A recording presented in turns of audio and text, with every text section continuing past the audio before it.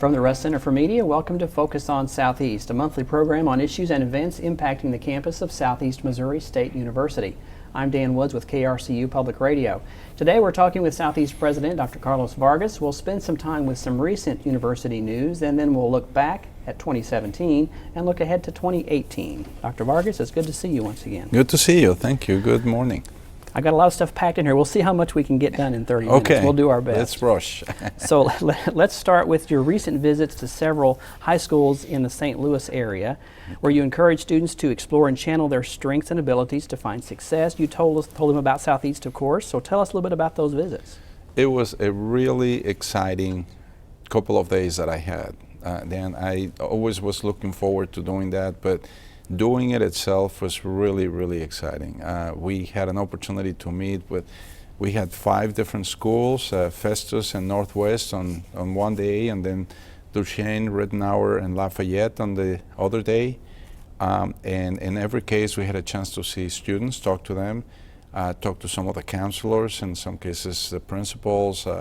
There was one school in particular where they have a radio station, and I thought we should have a connection there. But it was very interesting. I had the opportunity to actually hand the admissions package to a few students throughout the schools. Now that doesn't happen for a student every day, to have the president hand you your admission packet. That was very, very exciting to see them react to that, and how the other students cheered. And it gave us an opportunity to also talk about, what we're trying to do at the university, and to do that with the staff from the high schools. I think it's wonderful. So as far as I'm concerned, we're going to keep doing this, because I think it's a great way of letting people know who we are and feeling the presence. One of the schools, the counselor that was there said, I've been here for, I think she said something like 28 years or so. I've never had a president come and say, hello to us and meet with the students. I think in that one they invited some students, whoever wanted to come, from 9 through 12. We had about 60 or so. It was people standing around the room. Literally, I was really impressed. And the students were really engaged and very proud to be coming to Southeast. Many of them. And so this will continue, so there's no telling where you'll pop up next. That's right. We're going to continue to do this. So now, of course, admissions is now focusing on the following year's class, and so so this is for the fall 2018. But now they're starting to think already of the next year, so the fall 19. I mean, admissions is always on the move, and always thinking far, down the road for the future. Mm-hmm. That's right. So real quickly, give us an idea. Does Southeast draw a lot of students from St. Louis area that come to this university? Absolutely, we do. St. Louis is a primary feeder from some of these schools. These are feeder schools for us, and we need to make sure that they continue to do that. But then we need to make sure that they other schools actually also learn from us and about us. Yeah. So. All right, well, let's talk about the speaker series, and we've already had a great speaker series so far for this academic year. We heard from science icon Dr. Michio Kaku, as you know, and then tennis star Venus Williams, but of course we're not done yet. Next up is Dr. Freeman Hrabowski. Tell us a little bit about Dr. Hrabowski. Well, Dr. Hrabowski, I think it's a coup that we have been able to get him here. It's really, I have known about him for many years. He's a very internationally recognized administrator in higher educator. He is well known for promoting, he's the president for University of Maryland, Baltimore County, and he has been setting records in terms of the number of students that he is able to move through STEM fields. In particular minority students. So he has developed this essentially model where he can help students be successful in the STEM fields, minority students be successful in the STEM fields. And so he's going to come here and join us for the Martin Luther King dinner. And I'm very excited to have him here. And that's on Wednesday, January 17th. That'll be at the Show Me Center. Of course, Yes. folks can get tickets and come to that event. That's right, yes. And we encourage people who are interested in listening to somebody who is an authority in higher education, an authority in student success and promoting student success among minority students to come and listen to him, because it is worth it, absolutely. So that's in January, and then in February, former First Lady Laura Bush will be speaking at the Show Me Center Wednesday, February 21st. So that will sort of cap off the speaker series for The this year. speaker series, yes. No, we're very excited to have her come here. So I actually have read a little bit about her. I know of her involvement with the Bush Institute and the initiative that they have on women and how they actually work with they're trying to promote essentially empowering the next generation of women leaders in North Africa and the Middle East, and they actually work with first ladies throughout the world to so that they can effectively use their unique platforms to advance issues for women and girls in their countries. I thought that's a fantastic idea, to work with first ladies from other countries and create that kind of network to promote women and women's rights and women's empowering and women's essentially ability to bring about change. And when she was First Lady, she was very, advocated a lot for the importance of literacy and education. I think she's a former librarian, if I remember correctly. So that's very important to her too, another thing that's very needed. We need to continue to have those voices be loud and clear at how important the education is for all of us. So not to digress, but I was just in St. Louis this morning where there was a signing of this document where the institutions of higher education in the in St. Louis region are signing off on this commitment to increase degree attainment. And again, everybody was there, the business community, civic leaders, the Chamber of Commerce, higher education institutions, talking about how important education is. Very important. So, well, let's take a short break, and when we come back, I want to look back at 2017 here at the university. So we'll take a short break, and we'll continue our conversation with Dr. Vargas in just a moment. You're watching Focus on Southeast, and we'll be right back.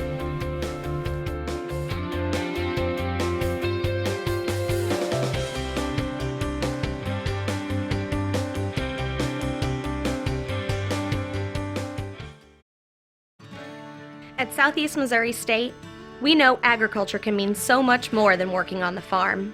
It means research and lab work that lead to profitability and sustainability. It means creating new jobs that other people haven't even thought of yet. It means the spirit of entrepreneurship and the desire to make your own way. You want to do something groundbreaking beyond plowing fields. So let's get started. National forests are essential to life, majestic and grand. They clean our air, supply drinking water to millions of Americans, and provide homes to countless wildlife. They fuel our imaginations and inspire us to think big. Now, our national forests need us. Fires and natural disasters destroy millions of trees each year.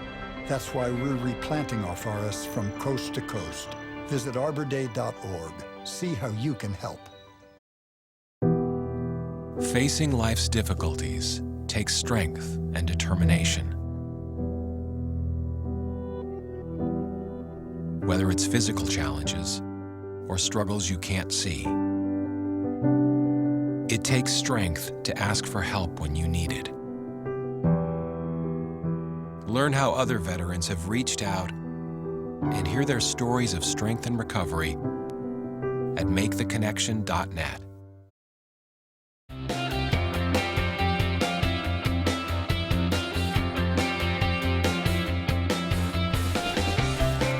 Welcome back to Focus on Southeast. I'm Dan Woods, General Manager of KRCU Public Radio. We're talking today with Southeast President Carlos Vargas. So we thought we would take a look back at some of the big news from 2017. Of course, we can't cover everything because there was a lot of great things that happened, but there's a few things we want to talk about a little bit. And one of them was Southeast College of Education recognized as an Apple Distinguished School through 2019, positioning it among the most continuously innovative schools in the world for learning, teaching, and school environment. Talk about that and how important it is to our College of Education here at the university. Well, I think it's a very impressive achievement that they have there right now by doing that. Apple is an organization that is very selective in the kind of relationships that they have, and so to have our College of Education be part of that and is really something that deserves a lot of praise and credit. I think that it also helps us communicate to our students and the region in general how innovative our College of Education is, and the fact that coming to this institution puts them in an environment that is really ahead of many other ones. The incorporation of technology in the learning process, the way that they do it here is really fantastic, and so I could not be more proud of what they've done, and applaud the Dean of the College, Dr. Diana Rogers Atkinson, and every one of the faculty members, the department chairs, for what they've done. And of course, they've done that, but then there's been support from other units across the university, marketing, public relations, and communications. I mean, everybody has come together around them, but clearly the expertise, the technical expertise resides with the faculty there, and so this is just a wonderful experience, and I think that our students are recognizing that, and that's important because that keeps, it makes us into a destination school, which is what we want to be. Absolutely. So that happened in 2017. The other thing that was big this last year, and not just for here but for everywhere, is we started the semester with an eclipse. Yes, so we should do that every year, right? Wouldn't that be something? That was a great experience. It took a lot of work. A lot of people, a lot of offices came together, including the city and some other external organizations. We all came together, and we had a great day that day here, the first day of classes. Very hot day that day, if I remember right. And we had a lot of schools here. I think I remember, if my memory doesn't fail me, I think we had about 17 or so schools that came, and they all sat in Hauk Stadium, and we observed the eclipse from there. And we had, I think, about 8 solar telescopes there, and so a number of high schools from the region also came here and brought their equipment. Mr. Wallink also brought some equipment here too from Notre Dame High School, and it was a very nice. I mean, having Dr. Michokaku actually spend time with us was, and then have him give the opening lecture for the speaker series was fantastic. He's known the world over as a science. He really is well known. Yes, so I think it was something that was very meaningful for the university. It puts us out there in a very visible way, contributing to the preparation of the future leaders, education wise in the state and in the country. Let's talk a little bit about one other item, and this has been really, you've been working on this since you've been president, and that is retention and graduation rates. So you might remind us first what the goals are related to those areas and then how we're doing. Right. Well, our goals are basically reach a retention rate of 80% and a graduation rate of 60% in the 6-year graduation rate. We've been working very hard, and I feel really proud in being able to say that we actually exceeded the record. So we set a new record in terms of our retention rate, 75.1%. It had never really been achieved before, and then our graduation rate actually went up by 3.2%. So we are doing a great job, and I think that everybody at the university needs to be commended, because retention and graduation are parameters that really measure the degree to which a whole institution is working together to make students be successful. So we're going to continue to work on that because we need to continue to refine what we do and figure out exactly how we can help the students be successful. How do we help them recognize that they need to continue to return to the university, because this is the place that is offering them the best options that they have to be for success, not only professionally later on in life, but also personally later on in life.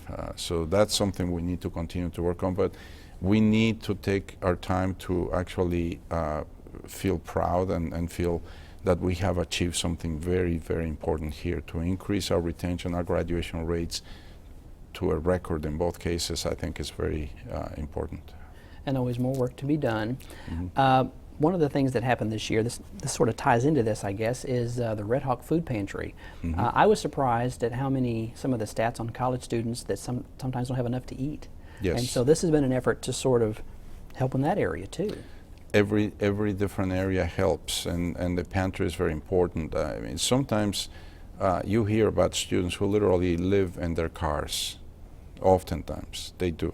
Wow. I have met students who actually have lived in their cars. Sometimes it's a temporary thing because they have a problem with their living arrangements, but just think about what it means for somebody to live out of their car, and then of course how do they deal with everything that goes on in life by having only a place like that to live. And how does that affect their performance with their classwork? And I don't know if you have Wi-Fi access, you might in your car, but that's going to impact everything.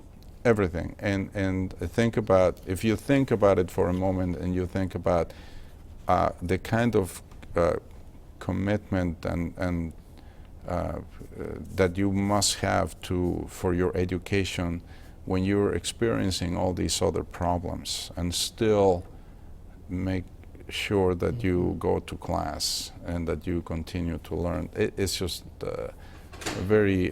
for me, it's very emotional and very personal. One other thing, I think we have a few more minutes to look back at last year.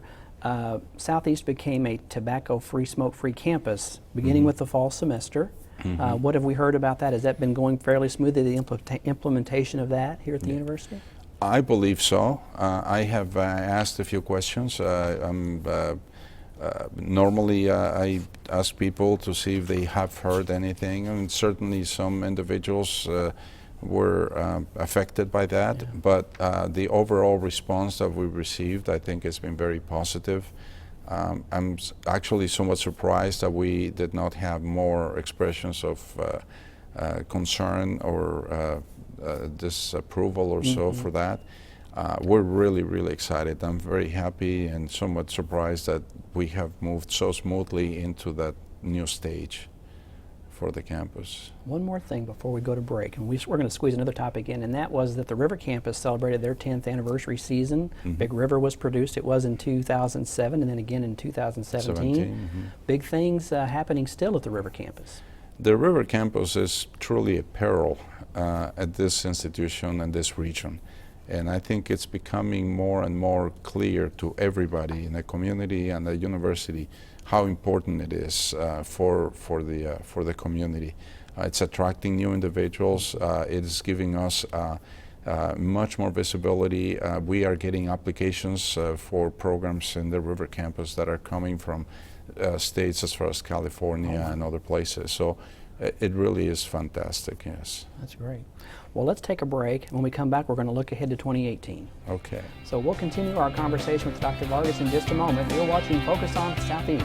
Stay tuned.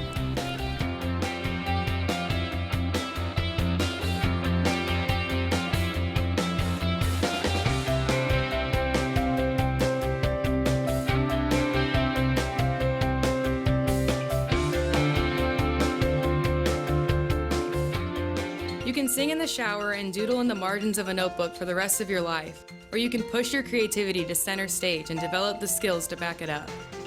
At Southeast Missouri State University, you can surround yourself with minds that are as creative and weird and beautiful as yours. At a campus dedicated exclusively to the arts, with classmates who share your passion and faculty who know the industry. You've got talent. Let's see what you got.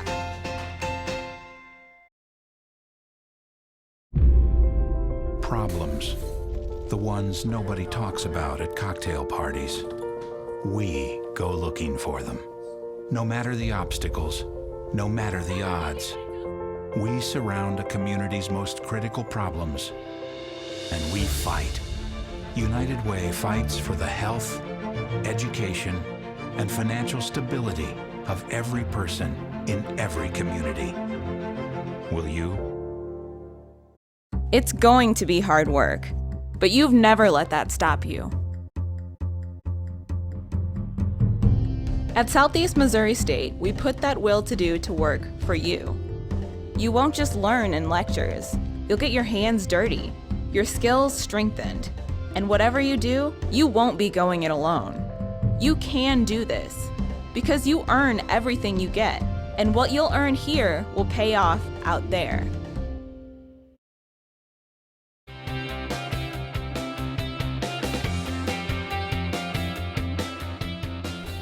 Welcome back to Focus on Southeast. I'm Dan Woods, General Manager of KRCU Public Radio. We're talking today with Southeast President Carlos Vargas, and we thought we would spend some time looking ahead to 2018. So what are some of the things that you're looking forward to working on or seeing the university move forward in 2018? Well, there would be quite a number of them, so we wouldn't have enough time, but let me just tell you that we need to continue to work on student success. That it has to be one of the most important things that we do. So continue to work on retention, continue to work on graduation rates. Increasingly, we're going to be looking at other parameters. For example, a new parameter that we're probably going to be looking into is how many degrees we produce for every 100 students at the university. That's an interesting concept because it really doesn't only talk about the graduation of an initial cohort, but you're including more students when you evaluate how many degrees you produce. Okay. It's a little bit complex, but the basic idea is, I think that the expectations from the state are going to be now evolving a little bit, and making sure that the way that we measure our performance is a little bit broader, and it gives you a more realistic picture of how good a job we're doing. Do you think that is going to be a metric so that universities could receive more funding, or is it going to be to get what you're getting now, you have to meet these metrics? What do you have an idea? I think it could be that we may receive less funding if we don't do a good enough job. So it probably will be integrated as part of the performance funding that we have. So we're going to have to continue to work on that. So again, using data to inform our decision-making process is going to continue to be very important. So we're going to be working on that. I think we're going to continue to explore ways of reorganizing ourselves, not only in the academic affairs area, but in other areas.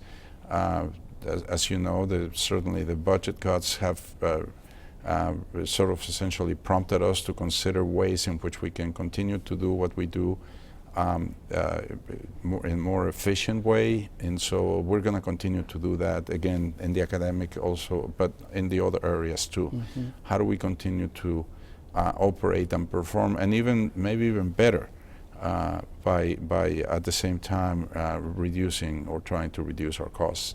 I mean, these are things that are not things that you normally want to do to reduce the amount of funding we get from the state. This is a painful situation, but we're going to have to figure out the way to do it, and we're going to come out of this stronger. I'm convinced of that. We're going to be working, so it's not one of those situations where we don't know what to do. We're going to have to come up with some, and we are moving us in that direction right now. So we're going to be coming up with ways of dealing with this and coming out stronger as an institution. And it takes time to sort of figure some of these things out. We've had a lot of folks who have taken early retirement, who've taken that opportunity, and folks who've just the time to retire and they've left. So we're losing institutional knowledge in some cases. Yes. Do you think that provides opportunities to maybe do things differently than they had been done by maybe somebody who'd been doing that same job for 25 years? Or is losing that knowledge a little bit of a concern? Oh, absolutely. When you lose institutional knowledge, you know, there's something that goes that you don't that causes you to you know, creates challenges for you. There's no doubt about that. But at the same time, it does offer an opportunity to have individuals that may have other sort of elements of to work in a way that incorporates more technology, incorporates different approaches to things. So it does offer. It's a two-way situation here, where you lose something, but then you have the potential to get something back, and I think that's something that we need to do regardless. So yes, with our retirement incentive program in place, we're going to lose a number of individuals and the faculty, and also in the staff, and so we're going to have to see how we replenish that. It makes it tough when we're used to calling an extension on campus and we're used to the same person picking up, and I've been surprised a few times because I didn't know they'd retired. So it's surprising. But it's all about change in this next year, I think. It is about change. It is it's about adapting ourselves to new circumstances that we need to. I mean, the expectation from the governor's office and from the legislature continue to evolve, so we need to respond to that. And we have the will to do, and we will adapt. And we will do, yes. Well, Dr. Vargas, it was good speaking with you again today. Thank you very much, Dan. And Focus on Southeast is a collaboration of KRCU Public Radio and the Department of Mass Media here at Southeast Missouri State. Just a reminder that portions of these monthly conversations with Dr. Vargas will be broadcast on KRCU. They're also available as a podcast. Just search for Vargas Speaks. From the Russ Center for Media, I'm Dan Woods with KRCU Public Radio. Join us next time for Focus on Southeast.